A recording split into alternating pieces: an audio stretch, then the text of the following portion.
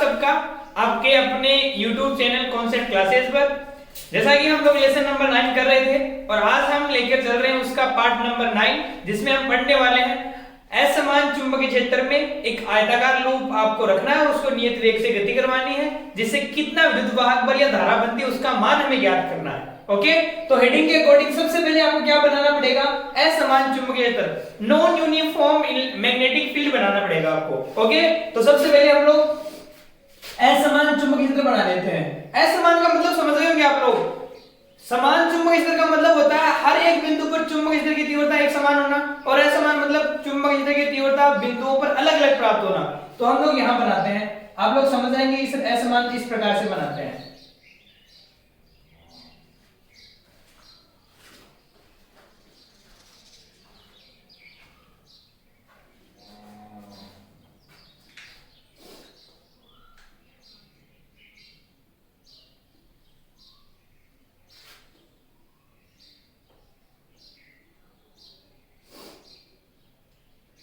आपको दिखाई दे रहा है, आपको क्या दिखाई दे रहा है?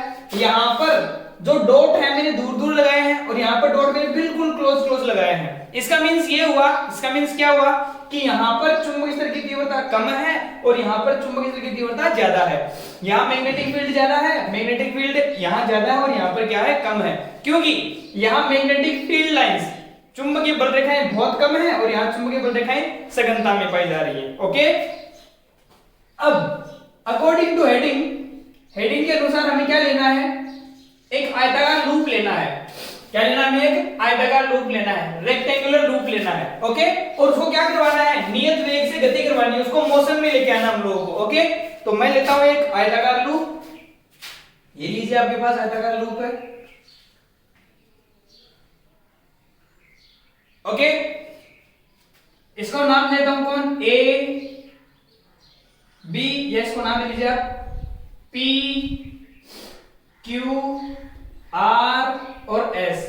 आपके पास पी क्यू आर एस एक आयताकार लूप है जिसको आपने कहां रखा है? असमान चुंबकीय क्षेत्र में। और मैं मानता हूं इस चुंबकीय क्षेत्र की तीव्रता B1 है और इस चुंबकीय क्षेत्र की तीव्रता B2 है, और B1 का मान कम है, B2 का मान ज्यादा है। यहां लिख देंगे हम लोग B2 is greater than B1।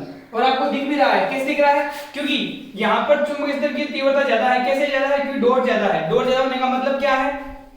चुंबकीय बल रेखाएं ज्यादा है। और आपको मैंने बताया था पिछली वीडियो में भी, चुंबकीय क्षेत्र को या तो डॉट से दिखाते हैं, क्रॉस से दिखाते हैं। डॉट का मतलब होता है लंबवत बाहर की ओर और क्रॉस का मतलब होता है लंबवत अंदर की ओर। इसका मींस ये हुआ कि ये जो चुंबकीय क्षेत्र है ये लंबवत बाहर की ओर है। बात समझ रहे हैं आप लोग? ओके, अब हमें क्या करना है? इस लूप को ना v वेग से गति करवानी है। तो आप क्या कर रहे हैं? इस लूप को v वेग से इस तरफ गति करवा रहे हैं। ओके, इस डायरेक्शन में। तो हम लोग गति करवाते हैं और देखते हैं क्या होता है यहां पर।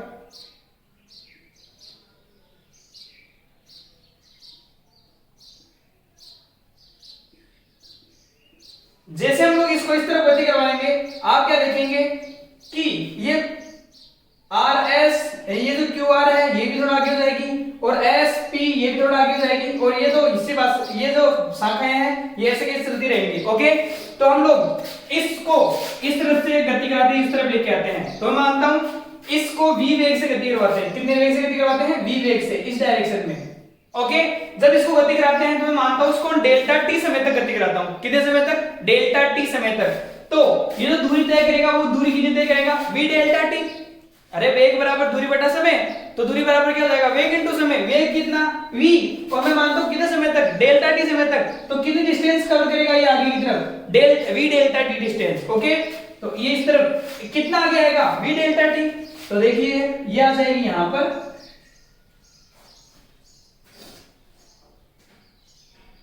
और ये आ जाएगा यहां पर। ओके, और ये कितनी दूरी तय करके आता है? कितनी डिस्टेंस कवर करता है? v delta T. कितनी डिस्टेंस कवर करता है? v delta T.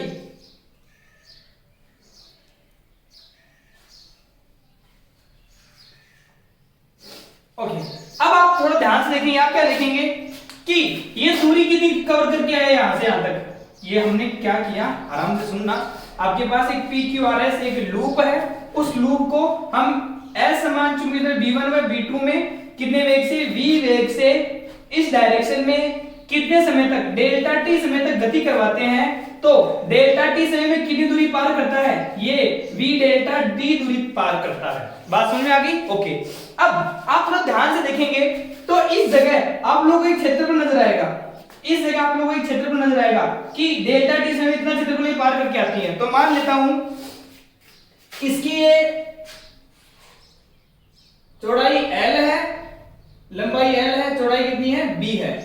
ओके, तो आप देखेंगे ध्यान से ये कितना क्षेत्रफल पार करके आता है इधर, L V डेल्टा टी दिख रहा होगा आप लोगों को। अरे लंबाई कितनी L, चौड़ाई कितनी V डेल्टा टी, तो ये आप लोगों को एक आयत दिख रहा होगा और आयत का क्षेत्रफल कितना होता है, लंबाई गुणा चौड़ाई, लंबाई कितनी L, चौड़ाई कितनी V डेल्टा टी, तो क्षेत्रफल कितना पार करेगा, L V डेल्टा टी। इसका मतलब ये हुआ कि डेल्टा टी समय में कितना क्षेत्रफल पार हुआ, यहां से L V डेल्टा टी क्षेत्रफल पार होगा। ठीक, इधर भी कितना क्षेत्रफल पार होगा, वही लंबाई कितनी L, चौड़ाई कितनी V डेल्टा टी, तो कितने क्षेत्रफल पार होगा, L V delta T. Okay, अब आप थोड़ा ध्यान से देखिए, सुनिए आराम से।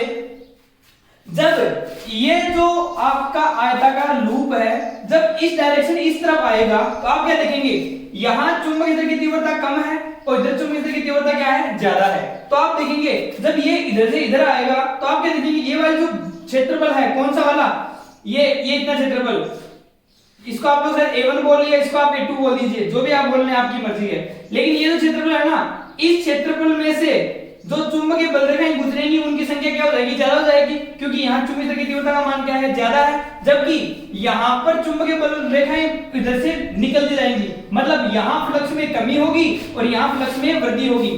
फ्लक्स में कमी, फ्लक्स में वृद्धि क्यों बोल रहा हूँ, क्योंकि आप जानते हैं आपके अंदर फ्लक्स होता क्या है, बंद पृष्ठ से गुजरने वाली बल रेखाओं की संख्या क्या कहलाता है, फ्लक्स। तो आप मेरे को बताइए ध्यान से, जब हम लोग इसको इस तरफ लेके आ रहे हैं तो यहां से बल रेखाएं पीछे छूटती जाएंगी, मतलब बल रेखाएं निकलती जाएंगी और फिर नई बल रेखाएं क्या कर जाएंगी, प्रवेश करती जाएंगी। तो यहां तो फ्लक्स में क्या होगी, वृद्धि होगी, और यहां फ्लक्स में क्या होगी, कमी होगी। बात समझ में आ गई आप लोगों को? ओके, अब फ्लक्स में वृद्धि होना, फ्लक्स में कमी होना, समय के साथ याद करो लेंज और फैराडे का नियम, याद आ गया होगा क्या, फ्लक्स में परिवर्तन होते ही किसका निर्माण होता है, विद्युतवाहक बल का। तो d∅dt याद आया कि नहीं आया? तो हमें क्या करना है, यहाँ फ्लक्स में परिवर्तन निकालना है। फ्लक्स में परिवर्तन कैसे होगा, यहाँ तो फ्लक्स में क्या होगी, कमी होगी, यहाँ फ्लक्स में वृद्धि होगी, और टोटल अंतर को हम निकाल लेंगे, 16 आप लोग कर लेंगे। ओके, तो सबसे पहले आप इसकी लैंग्वेज लिखेंगे, क्या लिखेंगे, माना असमान चुंबक क्षेत्र B1 व B2 में PQRS एक आयताकार लूप है जिसको हम v वेग से गति करवाते हैं। माना यह डेल्टा टी समय तक गति करता है, तो यह कितनी दूरी तय कवर करता है, डेल्टा टी समय में v डेल्टा टी दूरी तय करता है। बात समझ रहे हो? ओके, एवं यह B1 क्षेत्रफल में, कौन से क्षेत्र में, B1 चुंबकीय क्षेत्र में कितना क्षेत्रफल पारगमित करता है, LV delta T. Similarly B2 में भी कितना पार करता है, LV डेल्टा टी। ओके, अब यहां चुंबकीय बल रेखाएं कम होती जाती हैं, यहां चुंबकीय बल रेखाएं बढ़ती जाती हैं, इसका मतलब यहां चुंबकीय फ्लक्स में वृद्धि होती है, यहां चुंबकीय फ्लक्स में कमी होती है। ठीक, तो हम लोग यहां डेरिवेशन में चलते हैं आगे, देखो क्या करते हैं। ये लैंग्वेज लिखने के बाद डेरिवेशन आप सोल्व करेंगे, कैसे करना है, आ जाइए। B2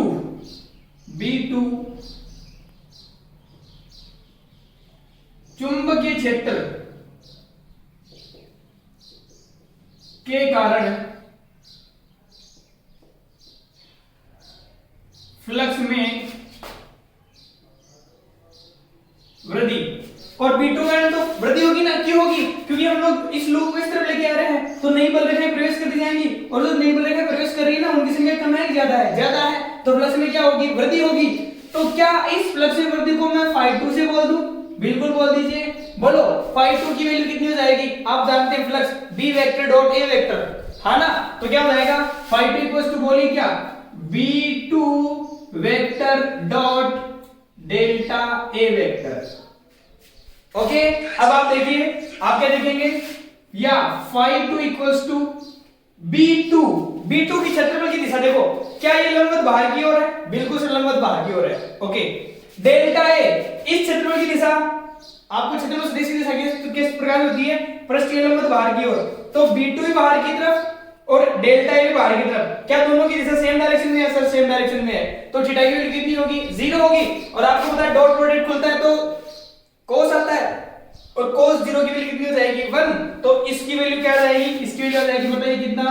b2 delta A. और डेल्टा ए कौन है? क्षेत्रफल है। डेल्टा ए क्षेत्रफल, इतना क्षेत्रफल, बताइए आप लोग। इसकी लंबाई कितनी? l, इसकी चौड़ाई कितनी? v delta t। तो क्षेत्रफल कितना हो जाएगा? लंबाई गुणा चौड़ाई कितना? l v delta t। तो बताओ क्या हो जाएगा? phi 2 इक्वल्स टू, बताइए कितना? b2 l v delta t। समीकरण नंबर 1। यहां तक मेरे हिसाब से किसी को कोई समस्या नहीं होगी। इसी प्रकार B1 चुंबकीय क्षेत्र के कारण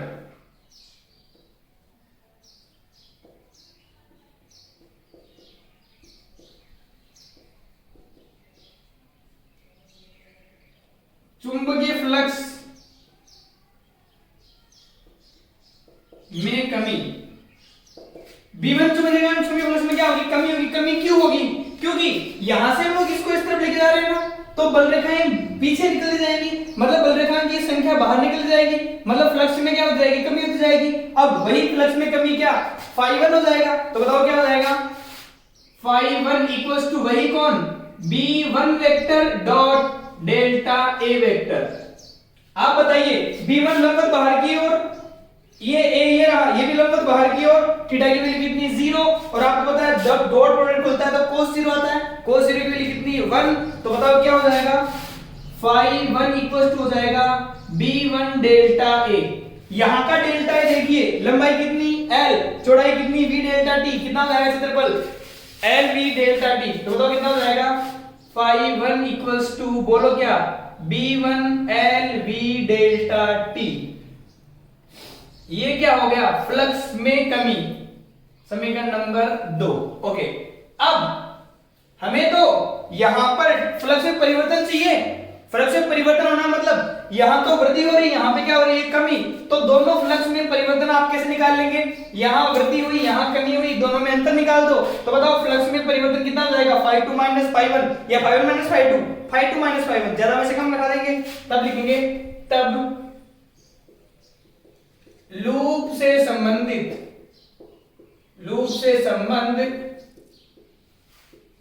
चुंबकीय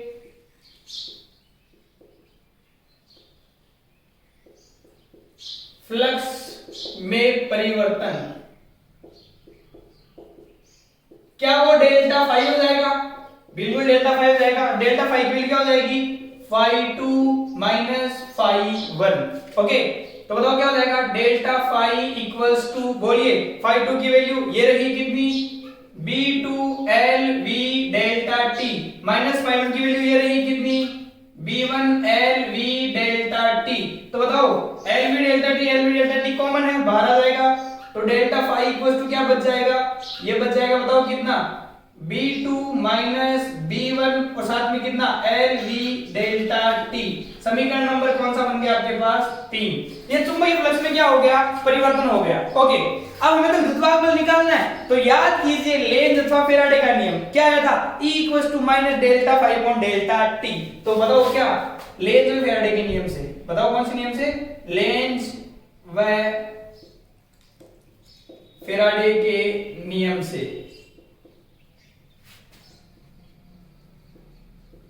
बोलो लेंज और फैराडे नियम क्या कहता है? वो कहता है कि प्रेरित विद्युत बल का जो परिमाण होता है उसकी वैल्यू क्या होती है? E equals to minus delta phi by delta T. Okay, तब ये समीकरण नंबर कौन सा? 4। तो बोलो कौन कौन से समीकरण से? 3 व 4 से। तब बोलो किसके समीकरण से? 3 व 4 से। बताओ कितना हो जाएगा? Induced EMF E equals to कितना हो जाएगा? बोलिए, इसमें वैल्यू रख दीजिए, बताओ क्या हो जाएगा? माइनस डेल्टा फाई ये रहा कितना?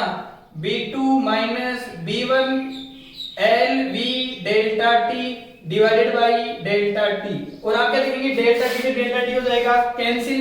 बताओ क्या बचने वाला है? ये बचने वाला है विद्युत वाहक बल या ईएमएफ इक्वल्स टू माइनस का b2 माइनस b1 और साथ में कौन? lv। आप ये माइनस को अंदर लेना चाहेंगे तो बताओ क्या हो जाएगा? ये हो जाएगा E equals to B1 minus B2 और कौन LV। ओके, ये कौन हो गया? प्रेरित विद्युत वाहक बल हो गया। एक छोटी सी बात देखिए आप ध्यान से, कल भी हमने जो पिछला प्रीवियस लेक्चर देखा था उसमें विद्युत वाहक बल का मान कितना आया था? BLV आया था, क्योंकि वहां पर चुंबकीय क्षेत्र एक समान था। आज कितना आ रहा है? आज आ रहा है B1 minus B2 LV। Okay, क्योंकि फ्लक्स में क्या है? चुंबकीय क्षेत्र कैसा है? असमान है। ओके, अब विद्युत वाहक बल तो आ गया, हमें वो क्या निकालनी है? धारा। तो मैं लिखता हूं यदि कुंडली या लूप, यदि लिखो लूप, यदि लूप का प्रतिरोध R हो, यदि लूप का रेजिस्टेंस कितना हो? R हो, तो बताओ आप क्या जानते हैं? आप जानते हैं I इक्वल टू क्या हो जाएगा? E by R। अरे ओम के नियम से I equal to E upon R, E upon R। तो बताओ क्या हो जाएगा? I इक्वल टू, बोलो E की वैल्यू कितनी? ये रही B1 माइनस B2, साथ में कौन? LV divided by R। ये कौन हो जाएगा? प्रेरित धारा। ठीक, ओके। अगर गलती से B1 का मान B2 के बराबर हो जाए तो कितना हो जाएगा? B1 माइनस B2 कितना हो जाएगा? 0। ये भी कितना हो जाएगा? 0। इसका मतलब ये हुआ कि यदि एक समान चुंबकीय क्षेत्र हो और उसमें कोई आयताकार लूप नियत वेग से गति करता हो, रेखीय गति करता हो, तो उसके कारण प्रेरित विद्युत वाहक बल का मान और धारा का मान कितना मिलेगा? 0 मिलेगा। तो लिख देते हैं, लगाइए नोट। बताओ क्या नोट में लिख देंगे? क्या? यदि B1 बराबर कौन हो? B2 हो, तो बताओ E और I का मान आपको कितना मिलेगा? 0 मिलेगा। समझ गए आप लोग? ओके, ये था आपका अच्छा सा टॉपिक, एग्जाम में आने की इसके चांसेस हैं, तो आप एक बार इसको आराम से पढ़ लेंगे, इसके नोट्स बना लेंगे, या फिर कोई डाउट हो आपको तो आप हमें कमेंट बॉक्स में जरूर लिखेंगे। ओके, आप इसका स्क्रीनशॉट लीजिए और इसकी वीडियो बनाइए, और सॉरी वीडियो क्या, आप इसके नोट्स बनाइए। कोई डाउट हो तो जरूर पूछें। अगर आपको हमारा वीडियो पसंद आता है तो इसे लाइक कीजिए और अपने फ्रेंड्स तक शेयर कीजिए। Okay, good bye, good luck.